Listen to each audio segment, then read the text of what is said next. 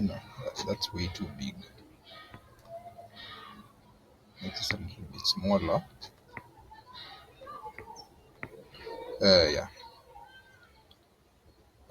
Niliskip a few here. You have Nandwa, you have Mukana, Omondi, Alila, Omeno, Kobe. I reached Were, so Avahonya, Alwanga, Oduo, Lodongo, Adongo, Opio, Denyo, Odemba, Odiambo. We went over Tendechere, Andeche, Amimo. We went through Mukunda, Upuka, Omwaka, Oudo, Mukoye, Omsula, Akinyi, Nyangala, and Andai. And you have many other names. I think if you're looking for like names which you might know from the public, in the public space, you have names like Omanyala, Oparanya, um, Shikuku. You have which other name that you have heard of? But if you see a name and it looks a bit Luo, but it also looks a bit Luya, at Marama names are generally like that. I've rarely found people with like Wekesa, Wafula around Marama.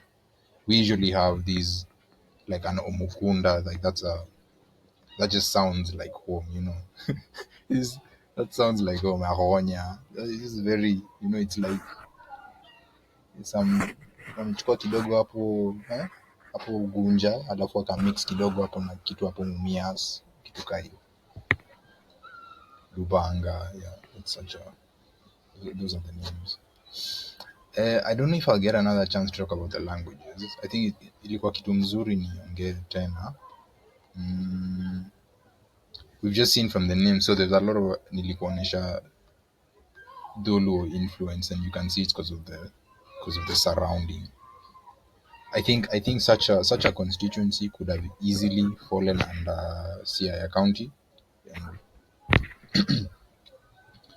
Um,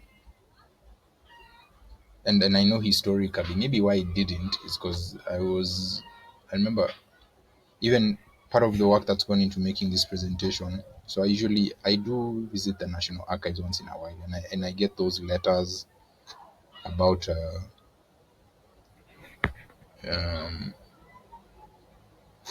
I usually go and search Marama, Butere, just to learn about the history, the like not in the public limelight history. And you'll have letters like from the 50s, the 40s, the 20s, the 30s, 1920s ish, 1900s, yeah. And these are so that archives usually they keep even letters that like let's say me, if I was living in the 30s and I wrote a letter to like the DO of Kakamega about like I'm having a land dispute, a DC, a chief. They even have letters there of like chiefs writing in their applications for people who want to be chiefs, so people who see themselves as being candidates to be chiefs, so they write to the DO. So those letters are there. You find them in the archives. But that's in terms of occupation. Now, in terms of the things like disputes and, in particular, land disputes, I think the reason why the Marama are more of Luya side is because I remember in most of those letters for land disputes, apart from the like interfamily ones, so you have the disputes, you can have different identities being the line. You can have family, you can have gender, so a man and a woman, you can have race, so it's like a European and an African.